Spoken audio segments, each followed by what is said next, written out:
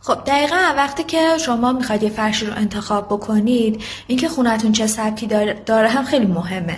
مثلا شما میتونید توی یه خونه نو کلاسیک یا حتی کلاسیک یه فرش مدرن بندازید، یه فرش حالا فوق مدرن نمیدونم، ولی یه فرش مینیمال مدرن میتونید بندازید. ولی مثلا اگر سبک خونتون گلم باشه، اون سبکی که خیلی همه چی دیگه مبلای تاجدار خیلی بزرگ هست و همه چی طلایی و اینها، شما اگر بیاید فرش مدرن رو مثلا ساده بندازید، در واقع ارزش اون سبک گلم که در واقع اون شکوه و جلال و جبروتشه میارید پایین. ولی شما میتونید توی فضای مدرن مینیمال یه فرش دستبافت ایرانی بندازید، اون هم باز بستگی داره. مثلا شما نمیتونید بیاید دستبافت ریز ماهی بندازید، میدونید به فضا نمیخوره، فضا رو یه جور بدی نشون میده.